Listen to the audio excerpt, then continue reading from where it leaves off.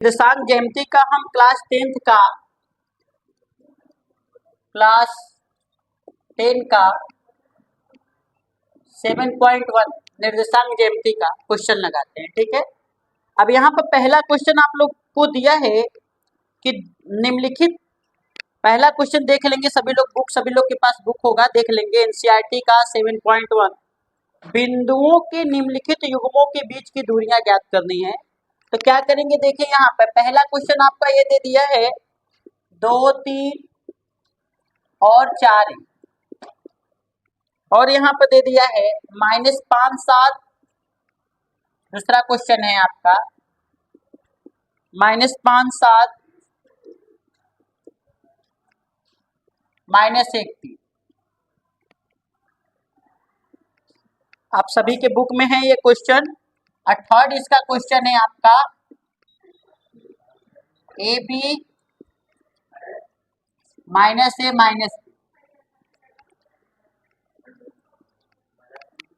तो ये 3 क्वेश्चन आप लोग के सामने दिया गया है। इसमें बोला है कि दो बिंदुओं के बीच की क्या ज्ञात करनी है, दूरी ज्ञात करनी है। क्योंकि हमने इससे पहले भी बेसिक चीज बताया हुआ है, जो बेसिक चीज के बारे में नहीं जानता है थोड़ा सा हम बता देते हैं कि दो बिंदुओं के बीच की दूरी कैसे ज्ञात करेंगे। देखिए सबसे पहले हम पहला सवाल लगाते हैं, आप लोग के सामने दिया है 2, 3 और 4 तो इसको कोऑर्डिनेट ए मानिए, इसको कोऑर्डिनेट बी, और इसको लिखेंगे x1 y1 x2 y2। अब दो बिंदुओं के बीच की जो दूरी होती है AB, यानी इसको करेंगे x2 माइनस x1 का square plus y2 minus y1 का स्क्वायर। बेटा इसी फार्मूले पर दो बिंदुओं के बीच की दूरी लगेगी। जितने भी दो बिंदुओं के बीच की दूरी आप ज्ञात करेंगे सब इसी फार्मूले पे लगाएंगे। ये फार्मूला बहुत ज्यादा मोस्ट है, पूरा को पूरा कोऑर्डिनेट इसी पे लगाना है आपको। तो यहाँ पर हम क्या करेंगे, x2 का मान देखिए क्या दिया है 4, x1 का मान क्या दिया है 2, तो 4 माइनस 2 कर दिया मैंने। y2 का मान क्या है 1 है, y1 का मान क्या है 3 है। तो यहाँ पर हम स्क्वायर इसका कर दे, रूट में रहेगा, 4 में से 2 गया 2, 2 का स्क्वायर करेंगे क्या होगा 4, सॉरी 2 का स्क्वायर 2 होगा, 2 का स्क्वायर यहाँ बचेगा -2 का स्क्वायर, तो ये हो गया 4, ये भी हो जाएगा 4, यानी करड़ी में क्या आ जाएगा, करड़ी में आपका हो जाएगा 8। और करड़ी में 8 को बेटा आप आसानी से लिख सकते हैं 2 करड़ी में 2 8, 2 करड़ी में। तो ये हो गया दो बिंदुओं के बीच की दूरी, यानी पहला सवाल लग गया। अब हम दूसरा सवाल नहीं लगाएंगे, दूसरा सवाल आप इसी मैट्रिक पे लगा लेंगे। तीसरा सवाल लगाने जा रहे हैं इसका, थर्ड वाला क्वेश्चन देखिए, सेकंड वाला आप खुद लगाएंगे, आप लोग के लिए होमवर्क रहेगा। सेकंड क्वेश्चन, थर्ड क्वेश्चन मैं लगाने जा रहा हूं। तो यहाँ पे क्या होगा, ए बी है -a -b। अब यहाँ पे करेंगे x1 y1 x2 y2। तो बेटा इसका कोऑर्डिनेट, चलिए कोऑर्डिनेट बदल सकते हैं यहाँ पर, चलिए p और q रख देते हैं। तो p और q के बीच की जो दूरी होगी, फार्मूला वही लगाएंगे आराम से, x2 माइनस x1 का square plus y2 minus y1 का स्क्वायर। x2 का मान आप देख रहे हैं -a है, x1 का मान -a है, स्क्वायर हो गया, y2 का मान -b है, y1 का मान b। अब इसका स्क्वायर करेंगे बेटा हम, -2a हो जाएगा और -b -2b हो जाएगा, -2b हो जाएगा, हाँ 2b है, ठीक है। अब यहाँ पर हो जाएगा, जब स्क्वायर करेंगे तो 4a स्क्वायर, यहाँ हो जाएगा 4b स्क्वायर, क्योंकि बेटा ये रूट में है। तो 4a देखिए माइनस माइनस प्लस हो जाएगा स्क्वायर करने पर, इसमें भी 4 इसमें भी 4 को कॉमन ले लेते हैं बेटा, बाहर निकाल देते हैं, 4 को कॉमन लेंगे तो यहाँ पर बचेगा a square plus b square, root लगाते रहेंगे। अब देखिए बेटा जब ये रूट में है यानी करड़ी में है, तो करड़ी से इसको बाहर कर दीजिए, 4 को बाहर करेंगे तो 2 हो जाएगा, और यहाँ पर हो जाएगा a square plus b square. ये हो गया दो बिंदुओं के बीच की दूरी। तो अगर मैं बात करूं यहाँ पे सेकेंड क्वेश्चन में दो क्वेश्चन, पहले तो ये क्वेश्चन आप लोग के सामने कह रहा है कि 0, 0 और 36 और 15 के बीच की क्या ज्ञात करनी है, दूरी ज्ञात करनी है ना। आजकल तो सावन का महीना तो चल ही रहा है, सभी लोग जानते हैं। मैं देख क्या रहा हूँ, सावन में सोमवार के दिन मंदिर में गया था जल चढ़ाने। तो देखिए, कैमरे का सबसे ज्यादा यूज लड़कियां करती हैं अच्छी तरीके से, है ना। तो अगर मैं बात करूं कि कैमरे का यूज कैसे होता है, एक बार मैंने देखा कि एक लड़की जल चढ़ा रही थी और अपने दोस्त को मोबाइल थमाई हुई थी। तो लड़की जब जल डाल रही तो उसकी फ्रेंड क्या करे कि जैसे ही मैं जल डालूंगी तुम फोटो खींचना, है ना।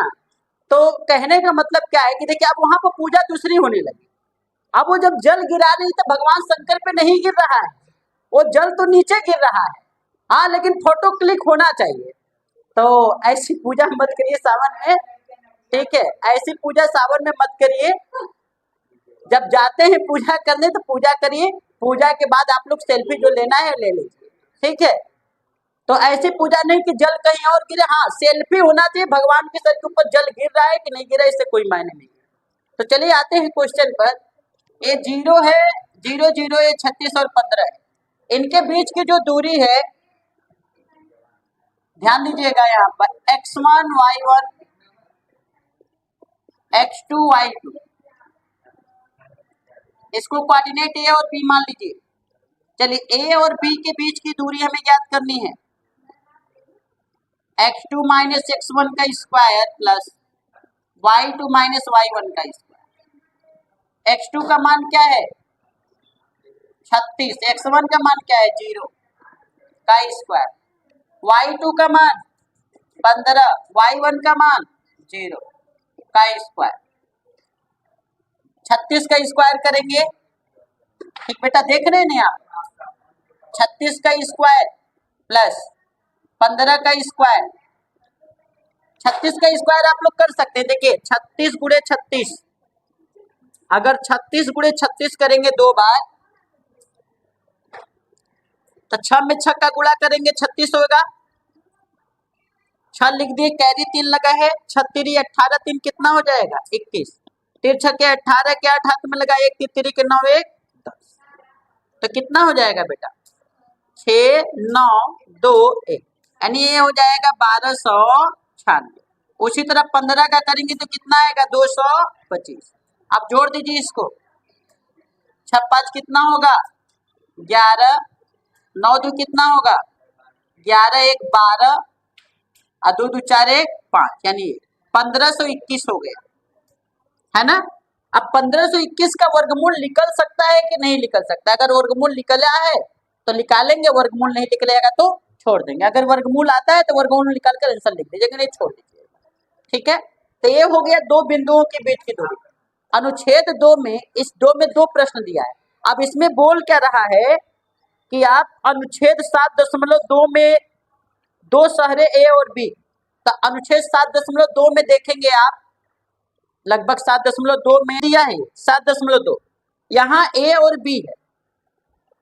ए का निर्देशांक दिया है 4 0 और बी का निर्देशांक दिया है 6 0, यानी निर्देशांक दिया है 4 0 और बी का निर्देशांक दिया है 6 0। अब इन दोनों बिंदुओं को आप कोऑर्डिनेट मान लीजिए, एक को मान लीजिए पी और एक को मान लीजिए क्यू। अब आसानी से दो बिंदुओं के बीच की दूरी आप निकाल लें। तो सेकेंड क्वेश्चन कंप्लीट हो गया। ओके,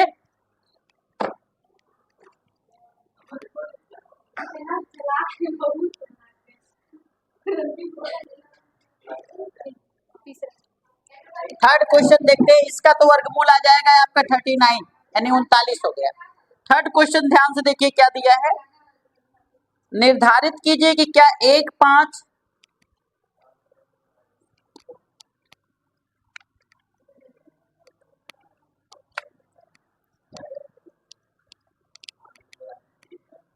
तीसरा क्वेश्चन सभी लोग देखिए ध्यान से।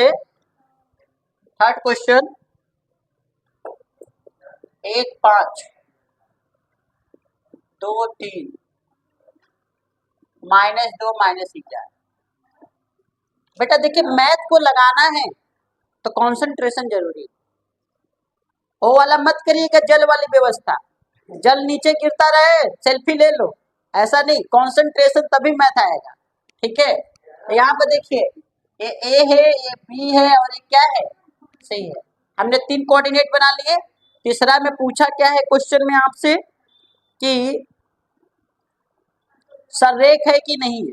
और सररेख के लिए मैंने बताया था पहले दोनों का, तीनों का पहले निकाल लीजिए। पहले ए बी निकालिए, ए बी ध्यान से देखिए बेटा, पहले ए बी कोऑर्डिनेट में आ जाइए।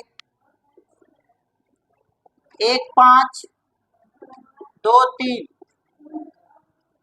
1 5 2 3। तो चलिए बेटा x1 y1 x2 और y2 निकाल लिए। अब a और b के बीच की दूरी आपको ज्ञात करना है। a और b के बीच की दूरी x2 माइनस x1 का स्क्वायर, y2 माइनस y1 का स्क्वायर। x2 का मान कितना है 2, x1 का मान है 1 का स्क्वायर, प्लस y2 का मान कितना है 3, y1 का मान 5 का स्क्वायर। रूट में करते जाइए, 2 में से 1 जाएगा 1 का स्क्वायर, 3 में से 5 जाएगा -2 2 का स्क्वायर, 1 का स्क्वायर 1, 2 का 4 होगा। यानी करड़ी में क्या होगा बेटा 5 हो गया। ठीक है, अब बेटा इसी तरह हम किसका निकालेंगे, ए बी हो गया तो अब बी सी का निकालेंगे। अब आप लोग देख रहे हैं यहाँ पर बी सी, तो बी सी के निर्देशांक लिखिए आप लोग। बी सी का क्या है निर्देशांक 2 3 और -2 -11, x1 y1 x2 y2। ठीक है, अब हम क्या करेंगे, b और c के बीच की दूरी x2 माइनस x1 का स्क्वायर, y2 माइनस y1 का स्क्वायर। x2 का मान कितना है -11, x1 का मान -2 का स्क्वायर, y2 का मान है -11, y1 का मान 3 का स्क्वायर। तो कितना हो जाएगा, x2 का मान आपका है, सॉरी थोड़ा सा मिसिंग हो गया है, x2 का मान आपका है -2 और x1 का मान भी है 2। तो यहाँ पर ऐसे हो गया, y2 का मान -11, y1 का मान -3। अब ठीक है, -2 -4 का स्क्वायर, -11 -3 आपका हो जाएगा -14, -14 का स्क्वायर। तो ये हो जाएगा 16 और ये हो जाएगा आपका 196। अब यहाँ पे देखिए रूट में है जो है कि BC का मान आया है रूट में 16 + 96। तो कितना हो जाएगा आपका 6 6 12 9 1 10 1 11, 112 हो गया। तो चलिए 112 को क्या लिख सकते हैं, देखिए करड़ी में टूटा है तो तोड़ दीजिए, 16 7 112 होता है, यानी 4 करड़ी में 7, 4 करड़ी में क्या हो जाएगा 7 हो जाएगा यहाँ पे। अब देखिए BC का मान निकल गया, BC की जगह 6 6 12 9 1 10 11 196 से आपका हो जाता है। अब यहाँ पर BC सही है ना, जोड़े थे तो सही जोड़े थे, ठीक है, यहाँ जोड़े थे तो सही ही जोड़े थे ना। और यहाँ पर सॉरी यहाँ पर हो जाएगा, जोड़ देते हैं फिर से, 9 6 15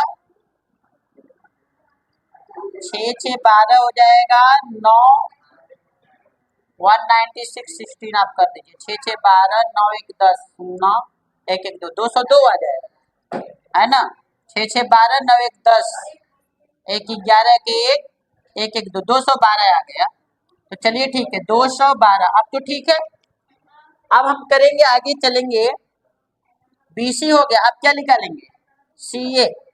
तो चलिए CA का कोऑर्डिनेट रखिए, CA क्या है भाई -2 -11 1 और 5, इसको मानेंगे x1 y1 x2 y2। अब CA का मान जो है x2 माइनस x1 का square plus y2 minus y1 का स्क्वायर। x2 का मान क्या है 1, x2 का मान आपका है 1, x1 का मान -2 है तो +2 हो जाएगा, प्लस y2 का मान 5 है, y1 का मान कितना है माइनस माइनस क्या हो जाएगा +11। ठीक है, 2 1 क्या हो जाएगा 3, 2 1 3, 3 का स्क्वायर करेंगे तो 9, इसका करेंगे 11 5 कितना होगा 16, 16 का स्क्वायर करेंगे 256, जोड़ देंगे 9 6 15, 5 1 6, ये 265, ये आ जाएगा 265। हाँ ये भी करनी में है। ठीक है, तो ए हमने किसका मान निकाल लिया सी ए। अब अगर बिंदु संरेख है 265 को आप चाहे तो रूट के बाहर निकाल सकते हैं। यहाँ पे बेटा हमने यहाँ पर 3 साइडों के मान निकाल लिए, 3 भुजाएं। आप देख रहे हैं बेटा कि संरेख होने के लिए जो प्रतिबंध है, सबसे बड़ी भुजा का मान 2 छोटी छोटी भुजाओं के योग के बराबर होना चाहिए। भाई संरेख तब होगा जब मान लीजिए सबसे बड़ी भुजा सी ए का मान BC, CA का मान AB प्लस BC, CA का मान आप लोग के सामने दिया है करड़ी में 265, AB का मान आप लोग के सामने दे दिया है करड़ी में 5, और BC का मान दे दिया है आपका, BC का मान आप लोग का दे दिया है करड़ी में 212। तो क्या ये तीनों बराबर है? जब ये तीनों बराबर नहीं है, इधर का ये 265 इसको जोड़ेंगे तो हानि, दोनों अगर बराबर नहीं है तो अतः ABC संरेख नहीं। जब दोनों बराबर होते तो ABC क्या होते संरेख होते। बेटा संरेख होने के लिए नियम होता है, संरेख होने के लिए क्या होता है कि सबसे बड़ी भुजा, यानी सबसे बड़ी भुजा हमने यहाँ CA उठाया है, सबसे बड़ी भुजा अपने 2 छोटे छोटे भुजाओं के योग के क्या होना चाहिए बराबर। जब अगर बराबर आ जाएगा तब वो संरेख होगा, नहीं संरेख नहीं। ठीक है।